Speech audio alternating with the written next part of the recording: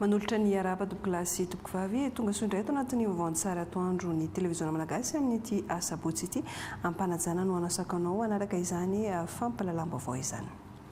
Ny vaovao ara-toe-karena manodidina ny fampiroboroboana ny fizantany no ndeha anokavantsika ny vaovao tsara amin'izao atoandro izao. Araka ny fahafantatsika dia nanomboka ny alakamisy teo ary hatramin'ny rampitso ny hetsika salon ITM sy IHM 420 izay tanterahana eny amin'ny CCI Ivato tanjon'izany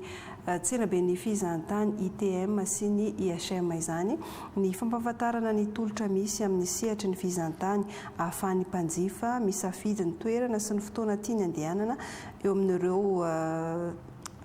faritra mahasarika mpizahantany eto Madagasikara. Misy ihany koa ny fisarihana ireo mpizahantany vahiny tonga eto Madagasikara. Eo ihany koa ny fampiroboroboana ny fizahantany anatiny isan'ireo toerana maro mpitsidika eto izany ihany koa i Sainte Marie raha ity fanadihadiana entany maharitra raha marikoto sy feno Randriamalala ity. Ny fandalovan'ny baleine, ny torapasika madio sy mahafinaritra, ny arena ara-boajanahary maro samihafa, isan'ny mahasarika ny mpitsidika ho tonga ho Sainte Marie.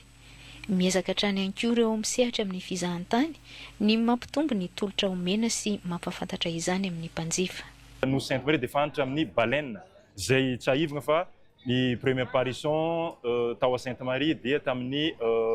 le 10 juin teo ny première apparition na baleine.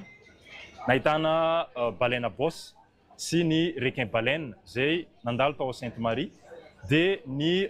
resaka piraterie zay mampiavaka anay satria héritagen'ny Sainte Marie zay piraterie zay tsy afaka ialanay amin'ny ma Sainte Marie any nosy Sainte Marie. Ny ampitombo ny mpizahatany any a Sainte Marie ary koa ampiroborobo ireo zavakanto makanto Sainte Marie toa ny parka zay voisokatra ny conservatoire de la biodiversité de Sainte Marie zay niandrandasany maro satria zay taloha tsisy tany Sainte Marie fa amin'izao afaka misitraka ny parka conservatoire biodiversité de Sainte Marie any Sainte Marie. Dia misy site maromaro azo tsidihana ao Sainte Marie toa ny any piscine naturelle zay pointe any avaratra any, ny baie d'Apanie, ny circuit Pirate-Land na ny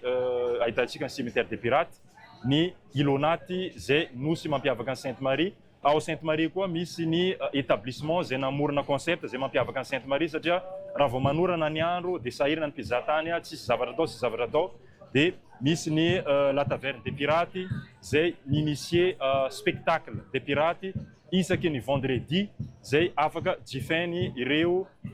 mpikarakara voyage na ny agence ny tour opérateur azo tsidihana isaky ny vendredi ao a Sainte Marie. Marobe ny hetsika entina isariana ny vahiny ho tonga eto Madagasikara ary ho fampiroboroboana ihany koa ny fizahantany anatiny. Iazo ny distrika ny fandriana indray tsika amin'ireto vaovao manaraka ireto nahazo vola mitetina 100 tapitrisa ariary anaovana solika ahafahan'ireo fiara lehibe mpanamboatra ny lalana mampitohy ny fandriana sy miarina avaratra ny faritra Moronmani. Vola izay avy amin'ny filohan'ny fanavaozana ny Repoblikan'i Madagasikara ka hifarombona ny faritra sy ny mpitantana ny commune ary ny solombavam-bahoaka voafitany amin'ny distrika ny fandriana ny fanatanterahana sy ny fanaraha-maso ny asa fanamboaran-dalana. Alain Rodelisha Rakoto Armala. Mirefy 420 kilometatra ity lalana mampitohy ny fandriana sy miarina avaratra ity, potika tanteraka taorian'ny fitaom-pahavaratra ny fanesy teo aloha ary fantatry ny fitotram-panjakana izany fahasimban'ny lalana izany ka efa nisy ny fampanantenana nambaran'ny filohan'ny fanavaozana ny Repoblikan'i Madagasikara nandritra ny fandalovany tato amin'ny distrikan'ny fandriana ny hanolorany lelavola 100 tapitrisa ariary ividianana solika ampiasainy ireo fiara mpamboatra lalana avy amin'ny faritra Moronmani anamboarana ity lalana mampitohy ny fandriana sy miarina avaratra ity ka nidina nijery ireo faritra tena ratsy amin'ity lalana mampitohy ny fandriana sy miarina avaratra ity. Ny teknisianina avy eo anivon'ny fitalevaparitra ny asa vaventy atao Moronmani sy ny avy amin'ny faritra Moronmani ny ekipa parlementaire ary ny ben'ny tanàna ny commune ambonivohitra fandriana sy miarina avaratra namantatra sy nitsirika izany fahampiten'ny lalana izany ahafahana miroso amin'ny asa fanamboarana vonjomaika. Ny zavatra hita amin'ny fitsidihana lalana zany dia ny traitement point noir amin'ny matériaux sélectionné zany zegny no hatao amin'ny azo atao amin'izy ary ny faritra moa zany dia mitondra an'ireo fitaovana toy ny engin zany marketing zany ireo fitaovana ray marketing. Velom-pakasitrahana ny filohan'ny fanavaozana ny Repoblika ny Madagasikara tamin'ny fanampiana ataony amin'ny fanamboarana ty lalan'ny fandriana miarina avaratra ity ireo mpitantana ny kominina efatra voakasikara teo dia efa manana lela vola 700 tapitrisa ariary entina namboarana ity lalana ity. Fisaorana aloha ny voalohany ataon'ny andriamatoa président amin'ny fanomezan'ny vola 100 tapitrisa ariary izay hoentina hanaovana ny lalana fandriana miarina avaratra ny carburant moa zany zay dia niezaka ny solombavam-bahoaka napiditra ny fanamboarana ny lalana miarina avaratra tia travaux d'urgence zany hoe asa maika ary ho tanterahana amin'ity 2026 ty satria efa tafiditra ao anatin'ny loi de finance 2024 izay misy pavé misy atao tanzite dia ho afaka mandeha tsara amin'izay tsy ho tapaka tsony ty lalany miarina avaratra ty na dia amin'ny fahavaratra azy. Sorana manokana ny PRRM izay nanampy anay ahafahana hividianana carburant hampiasana ny fitaovana eo amin'ny faritra hanitofana ireo point noir satria izay moa no tena mahamaika zany amin'izao satria efa hiditra ny fotoanany lanonana. Miandry ny fanombohan'ny asa fanamboarana ity lalana mampikaikaika ny vahoaka ato amin'ny distrika ny Fandriana ity ny mpampiasan'ny lalana ny kominina ny miarina avaratra sy ambadiky manangana ray manontolo raha teo anisan'ireo faritra mpamokatra ato amin'ny distrika ny Fandriana raha tsy laza fa tsy niresaka poma sy ny anikotrana isan-karazany ary ny toka gasy izay mainga avy aty an-toerana miparitaka manerana ny nosy. Nankalaza ny fahafolo taona ny orenany ny LTP miarina avaratra distrika ny Fandriana ka ho tsangambaton'izany dia nanorenana kianja filalaovana baskety ny sekoly izay anampy amin'ny fanatsarana ny kalitao ny fampianarana any an-toerana. Alain Rodrigue rakotoary malalatrany no mitatitra ny vaovao. Sekoly teknika sy fanofanana arakasa manana chantier école na toeram-piofanana amin'ny alalan'ny asa atao mivantana ety Kianja ity lycée technique professionnel ty miarina avaratra distrika ny Fandriana ity ka ny mpianatra ao amin'ny sampana mpanao taotrano na ny BTP ihany no nanorina sy nahavita ny efitrano sekoly ianaran'izy ireo sy ty toerana fikabariana eto amin'ny sekoly ity ka hanampy fotodrafitrasa ara-panatanjahantena kianja filalaovana baskety miaraka amin'ny mpanao vitre ny solombavam-boakan'ny Madagasikara vao vita ato amin'ny distrika ny Fandriana zava-manitra ndra miary volamena ahafahan'ny mpianatra miala voly aty an-tsekoly. Ezaka reo zany aloha apetsaka ny mpianatra manao fanentanana mba hitodika ty fampianarana teknika makasitraka amin'ny ezaka nataon'ireo ary dia hanolotra terrain de basket manara-penitreto hanolotra ciment zany amin'ny volany siady ary hanolotra ihany koa panneau vitré. Ny fitalavam-paritry ny fampianarana teknika sy ny fanofanana arakasa atao Moromania kosa dia hametraka tetikasa lehibe ho an'ny lycée technique aty miarina avaratra no ity sekoly ity izay miavaka amin'ireo sekoly teknika ato amin'ny faritra Moromania. Ny lycée technique eto ihany koa dia nomena ny fiaraha-miasa miaraka amin'ny projet progrès izay hoe afaka hampanananasa ireo tanora ary hametraka fotodrafitrasa sy materiel ho an'ity sekoly ity zany fisiny zany programme progrès. Tamin'ny volana Jiona 2024 no nisokatra ny lycée technique professionnel eto miarina avaratra ka efitrano sekoly iray ihany nisy tamin'izay fotoana izay ka efa tafakatra valo izy amin'izao fotoana izao noho ny fiaraha-miasa avy amin'ny ministera tompona andraikitra sy ny fandaranasa forma prod nisy ihany koa ny avy amin'ny fikambanany ray aman-dreniny mpianatra ary ity namboarin'ny mpianatra ity ka mahatratra 20 ny mpianatra eto amin'izao fotoana izao tantan'ny mpampiofana sy mpampianatra 30 mianada. Tindrosa misonga ny tapahafahampanadina tamin'ity sekoly ity satria raha nainga tamin'ny folo isanjato tamin'ny première promotion tamin'ny taona farany ity dia efa amin'ny 7 zao tapahafahampanadina. Nandritra ny fanamariana ny fahafolo taona ny lycée technique professionnel ty miarina avaratra ity dia maro ny hetsika nanamariana izany toy ny filaharam-be namakivaky ny tanàna ny miarina avaratra sy fanasogadinana ny tantarany ainana nandritra izay folo taona izay ary nitokanana ity trano fikabariana sy fanaovam-pety eto amin'ny sekoly ity ho tsangambatony izao fahafolo taona izao. Anisan'ny fomba mampanao hivererana andoharano any amin'ny faritra Moronmani ny fametrahana vatolahy sy fanaovana velarano amin'ireo asa fampandrosoana petraka ho lovain'ny taranaka mifandimby. Atao amin'ny commune Fiadanana district-ny Fandriana izao dia anangana tsena vaovao izany commune izany ka ny fametrahana ny vatolahy no natao mialoha Alain Rodrigue Rakoto Armalala. Manana lanja lehibe eo amin'ny kolotsaina sy ny fiainan'ny fiarahamonina malagasy ny fametrahana vatolahy ho tantara sy ho velorano eo amin'ny tanàna anankiray no fahatsiarovana ny razana sy ny tantara ka mariky ny fahatsiarovana reo razambe na olona nanandaza teto amin'ny tanàna ny fametrahana ny vatolahy ka mampatsiaro ny tantaran'ny fiaviana sy ny zavantranga teo amin'ny fokon'olona ho fanamafisana ny firasakinan'ny fokon'olona ato amin'ny faritry Mangoro Andrefana commune ny Fiadanana district-ny Fandriana no antony nananganana ity vatolahy ity ho fampitana ny kolotsaina amin'ny taranaka sy ho fanekena ny fanajana ny lalàna nentim-paharazana. Fomba nentim-paharazana malagasy ny nananganana ny vato volohana tetiny eo mazavaloha harentsika taty amin'ny fotony ny filaminana ara-drazana ka dia manangy atsika aho isaky ny quartier isaky ny tanàna isaky ny fokotany indrindra manerana ny Madagasikara dia irariko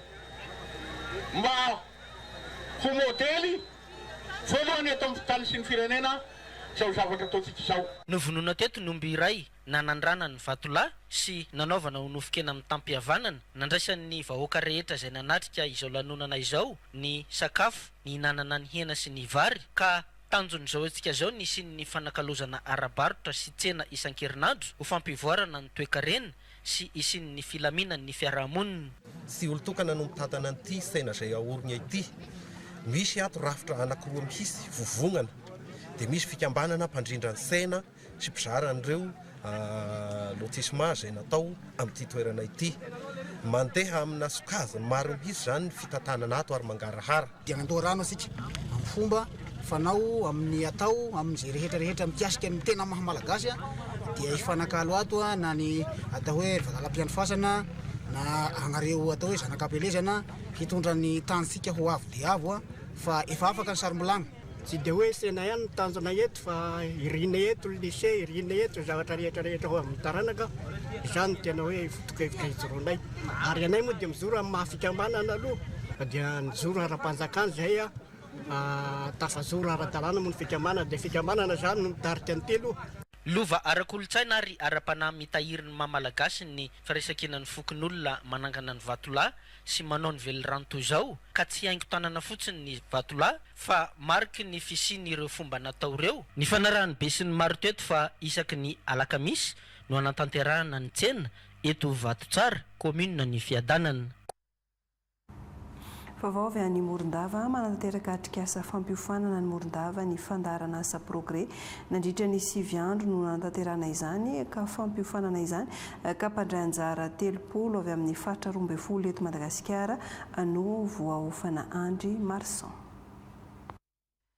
Ny fandaharan'asa progrès dia fandaharan'asa eo ambany fiheny ministeran'ny fambolena sy ny fahalevantena ara-tsakafo izay vatsiany vida-vola ka ao anatin'ny faritra 12 no iasany eto Madagasikara ary misahana ny fandaharahana amin'ny tontolo ambanivohitra ka tanora eo amin'ny 400 ka hatramin'ny 530 taona no misitraka izany. Nanatanteraka atrikasa fampiofanana ho an'ireo tanora ireo ny progrès taty Morondava ka nahitana solotena avokoa ireo faritra 12 zay ahitana ny progrès ary manodidina ny 30 ireo mpandray anjara tamin'izany. Ao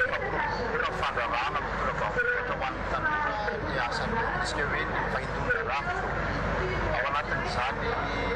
isika hoe trafitra izany dia mampiasa ireo fitaovana rehetra sy ny ataontsika hoe ny angovo sy ny fitaovana misy izy dia anisan'izany ny marina hoe business action na innovation fa izy io dia fitaovana ray izay nentin'ny vida izay solon'ny madame poste tena eto avy any amin'ny vida mihitsy izy io dia fitaovana ray entina ataontsika hoe anomezana tosika ny falevantena andreo vehivavy sy ireo tanora dia misehatra ao anatin'ny vatana io fitaovana io zany izay mandimby ilay fitaovana teo aloha atao hoe kalsa isy le kalsa fitaovana ray ihany fa misana kokoa fotsiny izy hoe tamin'ny voalohana ny fampitomboana sy ny ataontsika hoe tampotroka fa ataontsika hoe hoanina vehivavy mba anana ny fahaleovantena boaka-patrano amin'ny ankapobeny. Izay moa zany nandimanity izay entin'ny progrès fa ao anatin'ny fandaranasan'ny ministera izy ity sy ny famatsimbonany mandritra ny 7 andro no anatanterahana izao atrikasa fampiofanana izao ary fiatomboany izao atao eto Morondava izao fa mbola hitety ireo faritra 12 izay iasany eto Madagasikara. Ampatsahivina fa nanomboka tamin'ny 13 nitsanganany ity progrès ity raha tamin'ny 15 no nanomboka nidina teny antsaha ny fandaranasa progrès. Nanateraka atrikasa tany Morondava faritra Menabe ny Italeny ONEP eo anivon'ny ministera ny fanabeazam-pirenena nampafantatra ny fitsipiky ny sekoly ary nanaramaso ny fanomanana ny fanadinam-panjakana atao amin'ny EPP Andakabe no nanaterahana izany atrikasa izany. Tsirokavana Christine Kasimo Charles.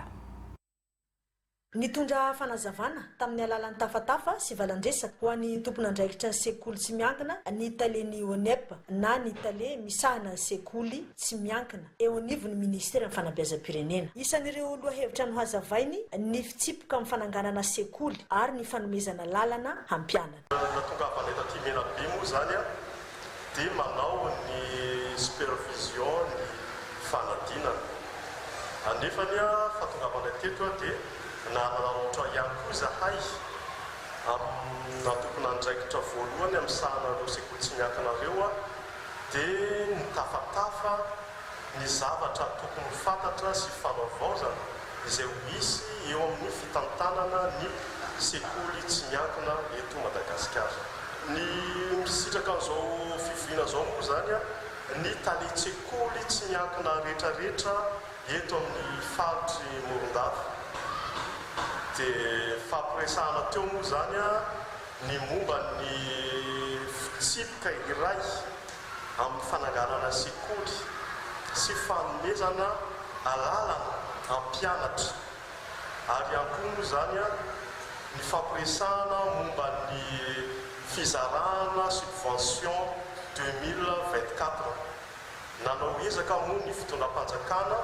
izay tarindra ministra fa izahantsika ny antohan'ireo subvention 2024 amin'ity farany volana jona ity. Ny tanjona moa zany fandalovana eto dia anatsaratsika ny fitantanana, anatsaratsika fitantanana amin'ny fampianarana mba ho fampianarana misy kalitao no isy eto Madagasikara. Anadio koa tsika ho an'ireo sekoly izay miorina tsy ara-dalàna manerana ny faritra Betabe. Izany hoe amin'izao voalohan'izao zany tonga izahay apatsy ny tsirairay hoe misy fitsipika mife ny fanorenana sekoly tsy miankina iray. Noentan'ireo taletsekoly mba hampiditra ny mpianatra ao anatin'ny fiantohana raha sendra voina na loza any an-tsekoly. Ijana amin'izay lafim-baovao ny fampianarana izay ihany tsika tonga tany Maintirano ireo profesora zanaky melaky avy amin'ny Universitény Mahajanga anao ny fanentanana sy namory ireo tompon'andraikitra isan-tsokajiny ireo mpisehatra amin'ny fanabeazam-pirenena sy ny fampianarana teknika ary ireo olobe an-tanàna mba hifanakalo hevitra sy anamafy ny fiarametana amin'ny fanatanterahana ilay tetikasa fananganana université ao Maintirano. Georges Sebastiani Antena Williana no mitatra izay vaovao izay. Miandry fankatoavana ny sokafana ny Université de Proximité ato amin'ny faritra Melaky izay efa niorina ho 5 taona lasa tato amin'ny commune Ambonivohitra district any Maintirano ka tonga manatanteraka iraka ty fotony araka izany mpampianatra mpikaroka izay zanaky ny faritra Melaky mijery manokana foto-drafitrasa sy nanadiady ny tolotra amin'ny sampam-piofanana amin'ny fanaraka izany aty fotony araky ny ezaka avy amin'ny lehibe ny faritra Melaka Vonjimaika Andriamatoa Jonapi Classe Justin lehibe faritry ny Melaky satria raha tsy izy tsy totosa zao antondia taty zao dia tsy inona moa zay fa fikaonandoha karazana fikaonandoha natao mba hamelomana ny université ny Melaky eto Maintirano maromaro ny zavatra natao nanomboka tamin'ny fijerevana ny base de données zay misy eto teo anivon'ireo sampam-pampianarana maromaro zay misy terminal tao anatin'izany koa ny CAFPA zay formation professionnelle eto Maintirano sy ny lycée technique teto Maintirano. Raha ny marina moa dia mpianatra avy andreo ihany no eritreretana izotra ho sotomina makeny amin'ny université-ny Melaky. Natao ihany koa zao fivoriana zao mba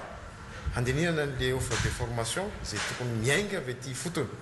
zay indrindra no nidinanay mpampianatra vitsivitsy solotena mitsangana amin'ny maha natifa sy zanaky nyty faritsy tianay no mitsangananay. Miandrandra fampandrosoana aingany amin'ny alalan'ny fisokafana ity université ity araka izany ny tanora ato amin'ny faritra Melaky. Ifandrombonatsika no mampisokatra ny malakilaky amin'ny mampampianatra pikariko anay zay zanaky nyty faritsy ty dia andray anjara koa zahay amizay mba vitanay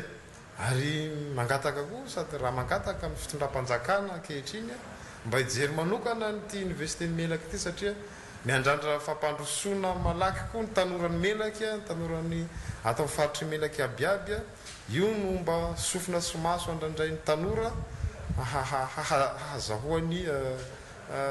asa sy hahazahoany fahalalana mba entina mampandroso amin'ny faritra. Firaisan-kina rehetra araka izany no andrasana isokafana ity université ity haingana ato amin'ny faritra Melaky. Ankizy 737 no nahazo fitaovana enti miatrika ny fanadinana CEPE avy amin'ny fitalevam-paritra ny mponina sy ny firaisan-kina any Amoronmania. Izany natao mba ho fanamavanana ny enti-manana hiatrehana ny fanadinana mpanjakana. Vony miarina onja Iary-Manantsoa voariny aina. Ho sopotry ny fitadiavana kilonga hiasatrano ny faritra Amoronmania. Tsy vitsy koa nefa ireo olomanga mivoaka ato anatin'ny faritra. Hita taratra ihany koa ankilan'izay fa mazoto mampianajanaka ireo ray aman-dreny hoy ny avy ao amin'ny fitalevam-paritry ny mponina sy firaisan-kina aty an-toerana. Ka ho fampirisihana ny mpianatra amin'izao iray volany ankizy izao dia nijery manokana ireo hiatrika ny fanadinam-panjakana CEPE izy ireo nanolotra kit scolaire hiandrehana izany ho an'ireo ato anatin'ny ZAP Ambositra faharoa. Ny antony moa dia amin'ny maharay volany ankizy dia nijerena manokana ireo ankizy ireo satria dia anisan'ny ahian'ny ministera mponina izany ankizy izany ka dia nijerena manokana zany ireo aty amin'ny commune ambanivohitra Ambositra izay ahitana fianakaviana marefo mety manana amin'izany atao hoe fanadinam-panjakana zany. Nahitana ankizy eo amin'ny 300 mahery eo no nizarana izany fitaovana izany mba hoentina miatrika ny fanadinam-panjakana. Manosika ireo mpianatra hiezaka hatrany ny hetsika toy izao hoy ny chef ZAP Ambositra faharoa. Makasitraka indrindra satria isany manamaivana ny vesatry ny ray aman-dreny amin'ny fampitaovana hiatrehana ny fanadinam-panjakana ary ihany koa mitondra tosika mitondra hery lehibe ho an'ny katitakely izay hiatrika fanadinana hisaorana ny fitondram-panjakana izay hitarika amin'ny fahatongavana izao fanomezana izao. Narahina fanentanana maro moa izao fitsidiana nataon'ny fitalevam-paritry ny mponina sy firaisan-kina izao. Teo ny fanentanana amin'ny ady amin'ny fampiasana zaza tsy ampy-taona, ny fanajana ny zony ankizy ary ny ady amin'ny herisetra amin'ny ankizy indrindra fa ireo manana toe-tena varira. Lafomavao ara-tsosialy natomboka atao amin'ny commune ambanivohitra Ampandriakilandy district Anantsoa ny hetsika Kopifobe iarahana amin'ny CNFM na ny Conseil national des femmes de Madagascar. Io commune io izay mbola ahitana zaza maro tsy manana izay kopia ny sora-piankonana izay. Anisara Miarambelo, Everaldo Erniaina. Ny tsy fahafantarana sy tahotra hiditra birao ho an'ny commune ambanivohitra ny Ampandriakilandy district Anantsoa no mahatonga mahabetsaka ny zaza no tsy hanana kopia naterana. Fantatra io nandritra ny fanokafana ny hetsika Kopifobe iarahana amin'ny tetikasa CNFM na Conseil national des femmes de Madagascar. Mazana dia eo am-panatanterana ny antota taratasy hiatrehana ny fanadinana ara-panjakana CEPE no misedra olana ny zaza sy ny ray aman-dreny amin'izay tsy fananana kopia izay. Hitako tsy fahalalagna tena fa zay hoe tokony akaiky misy CSBD commune tsy lavitry le ologno mbola misy tsy tonga fogna satria mbola malemy le vehivavy tsy afaka ndraiky to indrindrindra fahavaratra regny. Ireo komina manana ben'ny tanàna vehivavy no misitraka izao ezaka kopia fahobe izao ka manamafy mifanentanana isitrano vahoaka izany ny ben'ny tanàna. Manana tombotsoa bebe kokoa noho nino hanaovana fahobe toy koa le olo mbola tsisy kopia jiaby zany amizao misitraka azy tegna tako fa ravoravo satria zahay ady zany hafa-pasahirana. Fokotany 40 no mandrafitra ny komina Pandrikilandy ka isy ny tompona ndraikitra isa-pokotany hanentana ireo ray aman-dreny. Dia misy relais communautaire 3 isaky ny fokontany no andray agnaran'olo rehetra tsisy kopia ny fokontany misy azy azy. Dia rehefa vita igny apetraka amin'ny chef fokontany le fiche de jugement. Fenogna zany le fiche de jugement satria saripady be igny no entina tsaraigna amin'ny tribunal ampandalovina amin'ny commune pour anaovana les recherches infructueuses. Dia ampandalovina amin'ny CSB2 examen somatique. Samby vita amin'ny fiche ray ihany izy fa vita daholo zegny le soratra regny miaraka amin'ny vavolombelogna anankiroa zay avao ampidinina aty ifotony zany le mpiasan'ny tribunal. Zaza voateraka hatramin'ny tanora latsaka amin'ny 12 taona no isitraka nietsika kopia fahobe izay ahatra enim-bolana iarana amin'ny CNFM izay tohana avy amin'ny OIF na Organisation Internationale de la Francophonie. Nantanteraka asa sosialy nandritra ny roa andro tany amin'ny distrikan'ny Betafy ny ONG Josie Chabon sy ny Soro Optimisme International Antsirabe ka nisongadina ny fahasan'ny fizahampahasalamana maimam-poana ny fanabeazana ny ankizy amin'ny fahadiovana aingo Ratsimbazavy. Samba ny ho an'ny distrikan'ny Betafy no nisy an'izany doktor spesialista na mpitsabo ny fanahy manokana tonga nanao fizahana marary sy nanome fanafody maimam-poana. Hetsika izay nokarakarain'ny Soro Optimist Club International Antsirabe sy ny ONG Josie Chambon ka tao amin'ny CHRD Betafy no nanatanterahana izany. Misy aretina maromaro no raisina tananao ary misy service spécialisé izy ny mahazatantsika izay misy ny cardiologue, misy ny pneumologue, misy ihany koa ny ao amin'ny pédiatrie izay misy olona voafana manokana mahakasika an'izay tonga manao ny asa fitsaboana amin'ny androany dia sorana be dia mahay maim-poana ary ataoko hoe sampany teto amin'ny distriktan'ny Betafy no misy an'izany spécialiste tonga aty atoerana. Hatreto aloha dia ny fahasalaman'ireny sy ny zaza no tena ifantohan'ny Soro Optimist Club International Antsirabe. Ny asan'ny club Soro Optimiste moa zany dia asa olona manao asa soa ka nisany andraikitra anatin'ny hoe asan'ny interanay dia ny resaka fahasalamana ny reny sy ny zaza moa ny fahasalamana en général. Dia izay no natoranay manao an'izao asa zao miaraka amin'ny le atao hoe ONG Josie Chambon maharan'ny Frantsa. Dia zareo moa zany naranasa aminay anao an'izay fizaboana manaimpona sy fanoloezana fanafody manaimpona. Fanombohany ihany izao hetsika izao na izany aza afa-po ireto ONG ireto tamin'ny fiarah-miasa antenaina araka izany mbola iverenan'izy ireo amin'ny manaraka. Ankoatry ny Betafy moa dia Antsoatany sy Andranomanilatra indray no hisitraka izao asa sosialy izao. Commune isan'ny tena mamokatra ao amin'ny distrikan'Antsorobe toy ny fambolena vary, mangahazo ary tsaramaso ny commune ambanivohitra Ambomirary. Sahirana nefa ny mponina amin'ny famoambokatra ary tapaka avokoa ireo lalana idirana ao an-toerana ka isan'ny manano sarotra eo amin'ny fivezivezen'ny mponina sy ny famoambokatra izany. Lovasoa José. 30 kilometatra miala ny renivohitra ny distrikan'Antsorobe no misy ny commune ambanivohitra Ambohimirary. Isan'ireo commune manana ny tanjany eo amin'ny fambolena toy ny vary, ny tsaramaso ary ny mangahazo ary ireo voly hafa ihany koa. Isan'ny sakana ho an'ity commune Ambohimirary ity anefa ny faratsy ny lalana entina mamoaka ny vokatra. Ny commune Ambohimirary zany dia isan'ny commune mba mana mahaizana azy ihany amin'ny resaka fambolena, amin'ny resaka vokatra. Ety amin'ny commune Ambohimirary ao amin'izany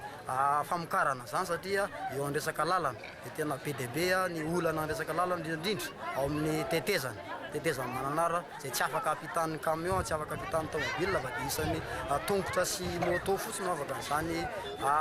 tetezana zany dia misedra olana be dia be famokarana famoahana zany vokatra be ety amin'ny commune Ambomberary zany satria dia tsy tafiditra ny fanjinjara sy mividy vokatra dia midina faraka dia ambany dia ambany ny vidiny vokatra ety amin'ny commune Ambomberary noho izany dia miantso zay ianareo tompona ndraiky mpanjakana fa ity commune ity dia tokony ho lasa lavitra raha vavany resaka lalana fatapahany lalana zany ny tetezana mananara io anton'izay indrindra dia anisy ny tsena be santatra izay natao teto an-toerana tsena be izay oentina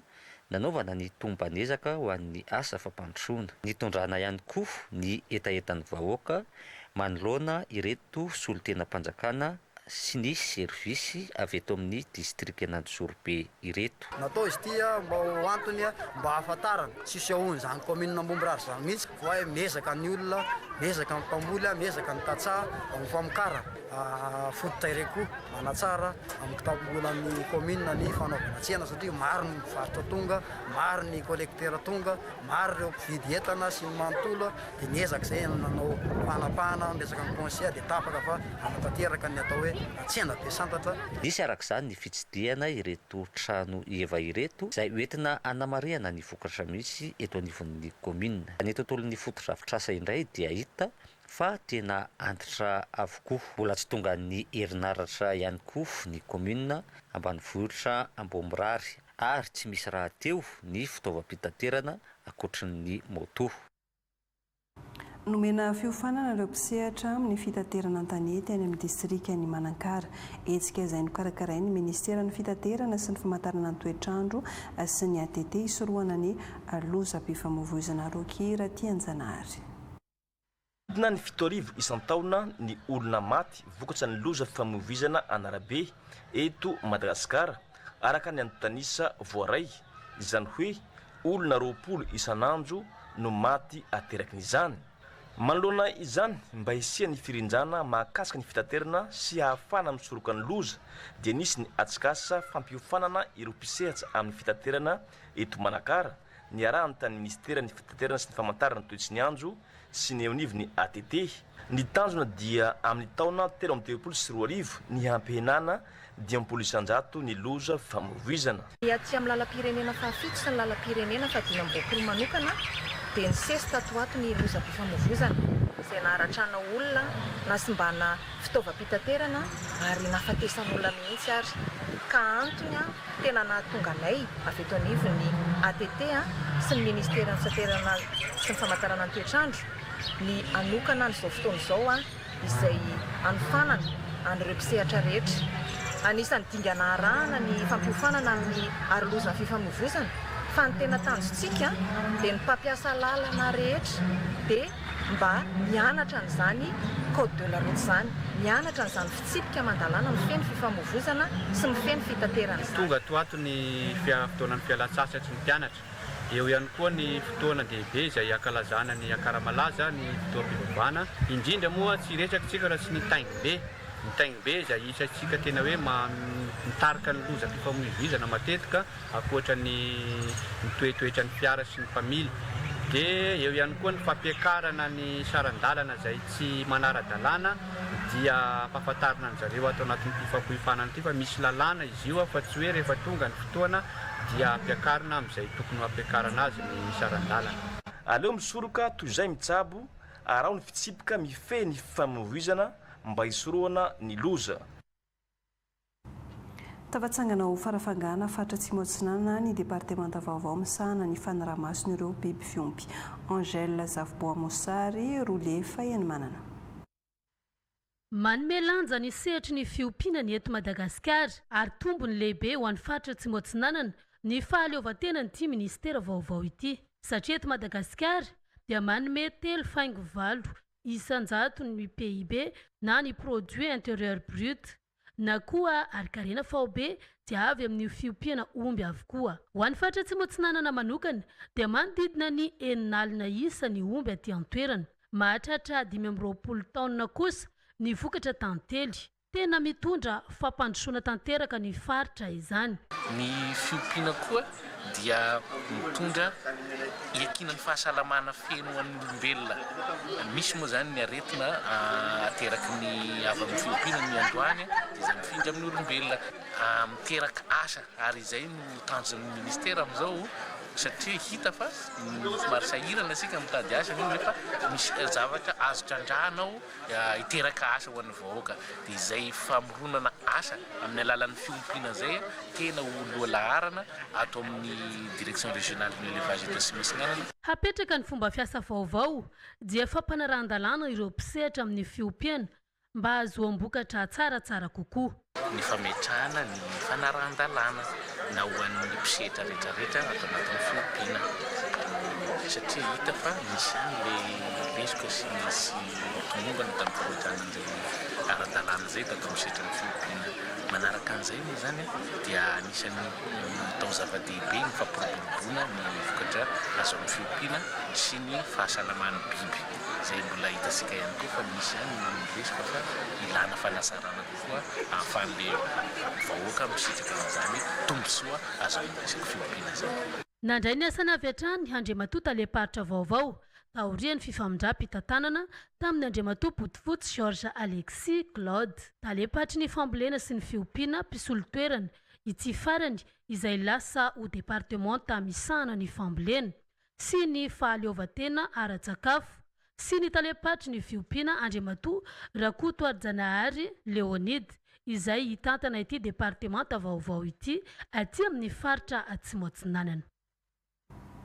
Iresaka vaovao mandritra ny fanatanjahantena vetivety sika ny volana Jona dia volana ankizy no fotoana ihany koa anandratana ny tena kolotsaina malagasy tsikaritra nefa ankehitriny fa manomboka tsy hita taratra intsony ny tena mamalagasy indrindra ny fanaovana ireo kilalao sy fanatanjahantena nentim-paharazana fa izay manoloana izany isy ny hetsika goavana ho totosaina etsy amin'ny ANS Ampefilo ny 14 Jona izao izay tafiditra ao anatin'ny fameloma maso ireo kilalao malagasy. Kanto Revolution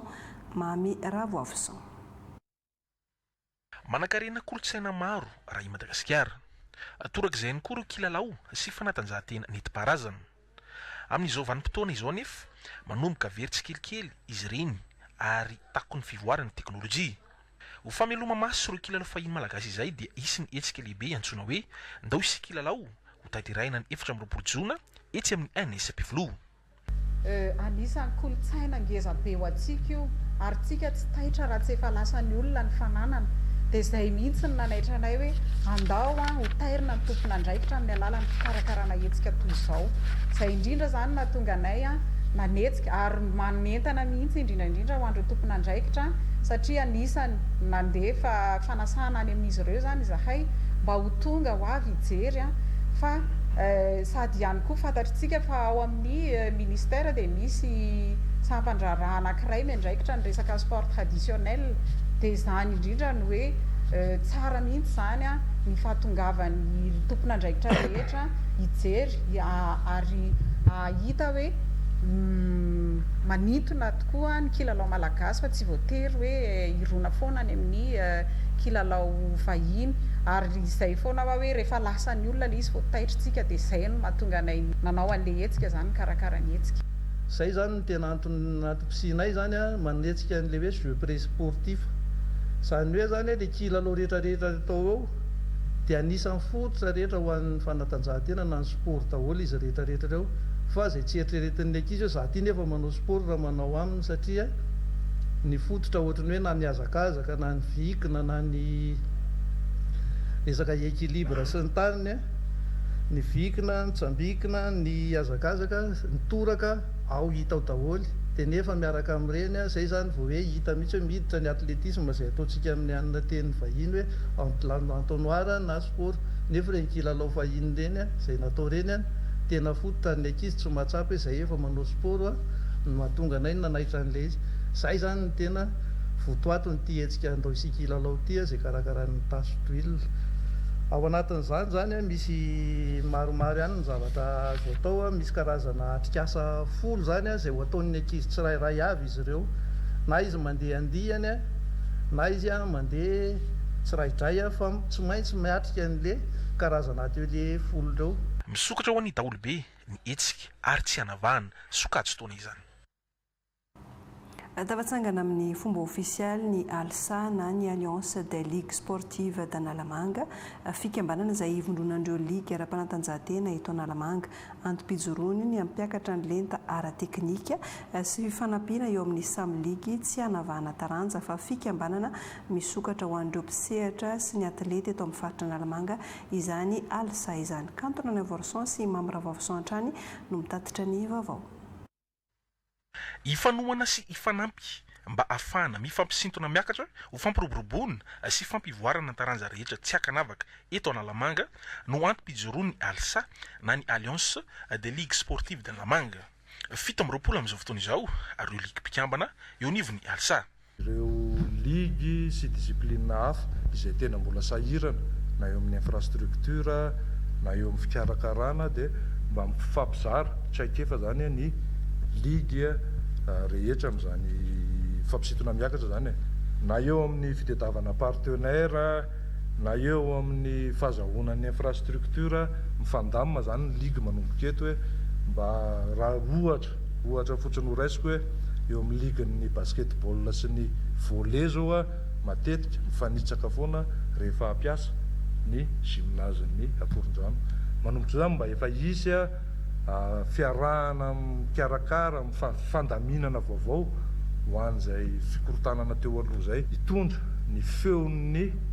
ligue tsirairay eny anivon'ny manam-pahefanisa-tsokajana. Samy azo tombontsoa mivantana amin'ny fijoroan'ny ALSA avokoa na ny atleta izany na ny teknisianina na ihany koa ireo mpitantana. Ao anatin'ny tanjon'ny ALSA moa zany ilay atao hoe mitady mpiara-miombonantoka na resaka sponsorina. Dia ao anatin'izay moa zany ny hoe heverana mihitsy ny hoe zany moa zany ny eo tokony ho asana fédération fa misy asana fédération fa misy asa manokana ho an'ny ALSA satria raha mijerytsika zany ho an'ny ligue Analamanga resaka sport ity ny tena herin'ny sport eto Madagasikara satria saika avy eto Analamanga zany tsy manao tsinotsinona ny any amin'ny faritsika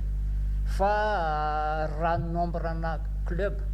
mpandray anjara ao anatina fédération dia manatombo foana ny ligue Analamanga. Izay zany maneho hoe isan'ny hery lehibe ao anatin'ny sport eto Madagasikara mihitsy zany ny ligue Analamanga. Dia raha ohatra zany ity ALSA ty mitsangana mitady an'izay mpiara-miombonantoka zay miatraika amin'ny vantana makany amin'ny atleta zay. Ny filohan'ny ligue Analamanga taranja basket no lany hitantana ny ALSA. Filoha-lefitra kosa ny filohan'ny ligue Analamanga taranja échec sy ny volleyball.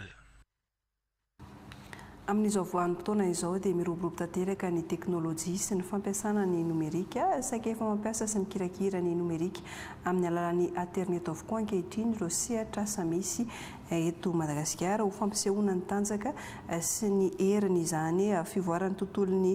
nomerika izany dia misy ny hetsika foire de la fibre izay ho tanterahana ny 8 sy ny 9 jona izao eny Antaninarenina fanampanazavana. Io hetsika io dia hetsika ampisehoanay ny mpanjifa ny tolotra fibre optique misy rehetra misy ato aminay izany hoe ny tolotra résidentiel moa zany no tena horesahana amin'io manana karazana tolotra 10 izahay Zay aloha vao isan'io eto Madagasikara inona ny antony satria fantatray fa ilain'ny malagasy tsirairay avy ny fibre optique ny internet satria fa tsy azo lazaina fa tsy afaka miala amin'izay intsony ny olombelona tsirairay amin'izao fotoana izao dia ny haino ihany koa izay mpanjifa ny antony natonganena nao an'io zavatra io zany hoe ny antony voalohany fampahafantarana ny olona satria maro ny malagasy mbola tsy mahafantatra an'izany ahafahan'ny olona ihany koa manandrana satria misy speed test moa filazanay anazy ahafahana manandrana ny atao hoe fahatsaran'ny internet eto amin'ny Madagasikara eo amin'ny fotoana io. Ny olona tena tiany sariana ao anatin'izy voalohany ny malagasy rehetra tsy akanavaka satria ny malagasy rehetra dia afaka mampiasa ny internet avokoa fa eo indrindrindrindra ihany koa ny tanora satria misy an'ilay atao hoe gaming zany ataonay eo amin'ny alalan'ny internet dia ny tanora rehetra zany izay manana etaeta misitraka an'izay zavatra dia afaka tonga sy manazava sy milalao miaraka aminay amin'ny fotoana. nanomboka ny valojona ary tsy farana raha tsy ny voalohan'ny volana aogositra ny hetsika ara-kolontsaina sy ara-panatanjahantena soavolo miisa karakarainy avy eo anivon'ny faritra Iorombe tao iosy no nampahafantarina izany tamin'ny fomba ofisialy fetiny aina Andrianjafy. Anisan'ny tafiditra tao anatin'ny drafy fipampandrosoana na ny PRD no volavolain'ny lehiben'ny faritra Iorombe raha nandray ny fitantanana ny faritra ny fanasongadinana ny lafin'ny kolotsaina mampiavaka ny faritra Bara. Izany indrindra no antony nanaovana ity hetsika ara-kolotsaina laroina fanatanjahantena ity nampitondraina ny anarana hoe soavolo mihisa. Soavolo mihisa moa zany dia hetsika ara-kolotsaina aloha izy io zany ary amin'ny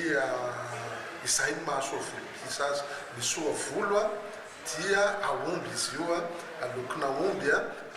misy moa soavolo mena dia misy ny soavolo zany hoe maintimainty sadasada zay le aomby zany. Dia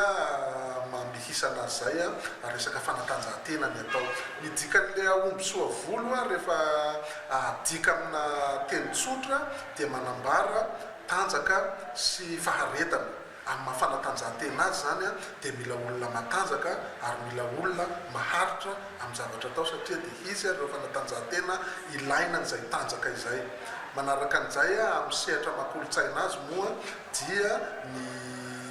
omby amin'ny sika faritra Bara dia ny aomby dia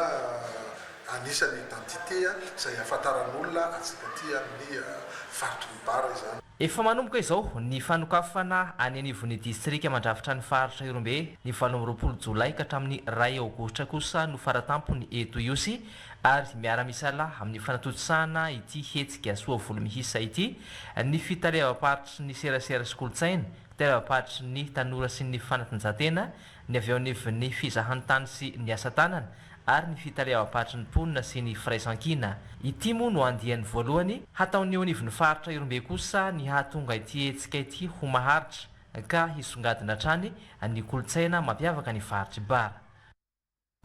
Ny tombo isa indray ny fianakaviam-ben'ny Pikabary Fimpima Sampanambatondrazaka mpianatra 12 mitondra ny anarana hoe Lingosa no nosaloran-damba rehefa navita ny fihizan-toetra nandritra ny herintaona Mioravatosoa fetana rindra samy manana. Ny tombo isa indray ny fikambanam-ben'ny Pikabary Fimpima Sampanambatondrazaka mpianatra miisa 12 mianadahy mitondra ny anarana hoe Lingosa no nosaloran-damba rehefa navita ny fihizan-toetra nandritra ny herintaona. 7 mianadahy ihany koa no navoaka tamin'ny fomba ofisialy sy notolorana maro-pahaizana avy amin'ny fikambanana Pikabary Malagasy rehefa navita fianarana nandritra ny 7 volana izay mitondra ny anarana hoe Dilo. Fanekena nataon'izy reto ny iaro sy ananatra ny teny Malagasy. Dia namoaka ny andiany 912 mitondra ny anarana hoe Dilo. Izay nianatra tao anatin'ny 7 volana. Rehefa avy navita fanadinana iraisana tato anatin'ny faritany Amatomasina izay fanadinana avy any amin'ny Foibe dia afa-panadinana izy ireo dia navoaka androany sady ny salorana lambana andiany. Eo ihany koa ny fanateran-damba an'ireo andiany zokony izay manana ny andiany anarana andiany manao hoe Lingosa. Ireo dia nanao fanadinana tahaka n'ireo zandriny teo aloha fa nizahan-toetra tao anatin'ny herintaona. Rehefa vita fizahan-toetra tao anatin'ny herintaona dia nanateran-damba lamba fikambanana raikitra izy androany. Sampana iray ao anatin'ny Fimpima Tomasina ny sampana tao volana Ambatondrazaka ka tonga nanome voninahitra izany ny filohan'ny Fimpima Tomasina izay miandraikitra ny faritra 3 Analanjirofo, Atsinanana ary Alaotra Mangoro. Manana fomba fiasa anatin'ny fikambanana izay fitsipika amin'ny fikambanana rehefa mavita ny fianarana ny mpianatra anankiray na hoe fiofanana hozy isika dia antsitrapo no hidirana ho mpikambana raikitra eo anivon'ny fikambanana. Izay antsitrapo izay dia mitaky fizahan-toetra mandritra ny herintaona, izany hoe tsy maintsy zahan-toetra izy. Misy fizahan-toetra maromaro ao ny adidy, ao ny hetsika, ao ny fampianarana satria ny olona zana-toetra dia tokony androso fa tsy emotra ka raha hita fa mandroso ao anatin'ny sehatry ny kabary izy, mandroso izy eo anivon'ny fikambanana ary nanana fandavatena sy antsitrapo ny fangatahana fa hiditra ho mpikambana dia raisina ho mpikambana raikitra dia izay le anterin-damba sy salorana lamba mafimpi matateraka azy. nandritra ity fotoana ity ihany koa no nanolorana ny loka tamin'ny fifaninanana ny fankalazana ny 20 taona ny fimpima Amatomasina. Izao hetsika izao ihany koa dia tafiditra ao anatin'ny fankalazana ny iray volan'ny teny malagasy ka famoahana pikabary misesy no entin'ny fimpima Amatomasina ankalazana izany.